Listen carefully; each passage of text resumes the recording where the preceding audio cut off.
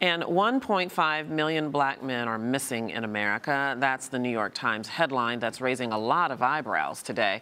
The cover story analyzed data from the 2010 U.S. Census focusing on men and women between the age of 25 to 54. It attributes the staggering number of missing to death and incarceration. Their calculations revealed the, quote, more than 1 out of every 6 black men who today should be between 25 and 54 years old have, quote, disappeared from daily life. To help us interpret the Times analysis, we are joined by demographer Andrew Beveridge. He is the chair of Sociology Department at the Queens College, the City University of New York, and he joins us from Yonkers, New York. Welcome to Arise America. Thank you so much for being here with us. Thank you very much. So in this article, the headline was 1.5 million black men missing. Would it be more accurate to say invisible in our society? Well, I think they're both invisible and they're missing from their communities. And the basic reason that they're missing, which was brought up in the article, is that they're in jail or they're in prison because about 1.5 million African-American males are in fact in jail and in prison in the United States, and it's gone up massively since 1970. In 1970, there were only 200,000 people incarcerated. Now there's about 3 million. I want to ask you to take us through some of the the sociological factors that contribute to this grim statistics. I would imagine poverty, lack of education has something to do with it. Just take us through that.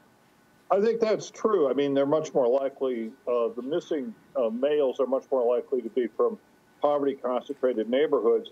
But I think the fundamental reason for it probably was the war on drugs. In fact, this incredible incarceration of people for street dealing, very minor street dealing of marijuana, taking marijuana, has sent millions of people really to jail for very, very minor crimes. And in fact, California, to some extent, New York and some other states are really trying to figure out what to do because they have so many people in jail.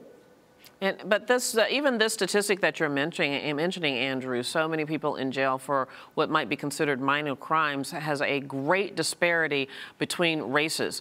Our fellow white Americans do not get incarcerated at the same rate for similar drug arrests. Isn't that true? Well, they don't even get arrested. I mean, I think the basic point is that for drug arrests, they target black neighborhoods. I mean, New York City is probably very well known for this, where they have the stop and frisk, and they would run around in black neighborhoods. Some people would be picked up 20 or 30 times a year. If they found marijuana in their pocket, they would make the marijuana exposed, and then they could be arrested. So a lot of this has to do, quite frankly, with the targeting of policing. And I think it's interesting to note that the town or the place that was had the most missing proportionally was Ferguson, Missouri. Talk about a little bit the fact that, you know, there are some out there that would say that these statistics are what they are because of the choices that these people have made in their lives, that if they didn't break the law, that they would not be in prison. Why doesn't that line of reasoning tell the whole story?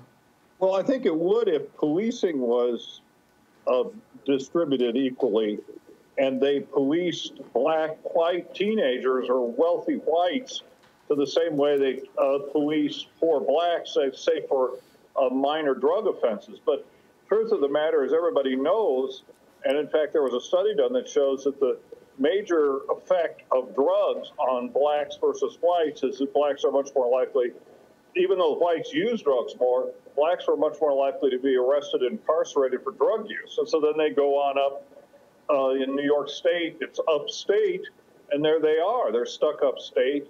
If they have families, they're not near the families.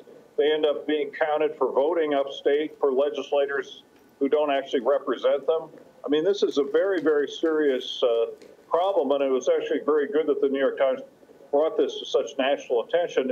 It's one of these things that everybody knows who's in the demographic field, but has really not been looked at very, very carefully. Yeah, indeed. It's disturbing no matter how you look at it. We'll have to leave it right there for now. Andrew Beveridge, thank you so much, sir. Thank you. And still to come, we'll tell you about a new inexpensive test for cancer that could save the lives of millions of women. Don't go away.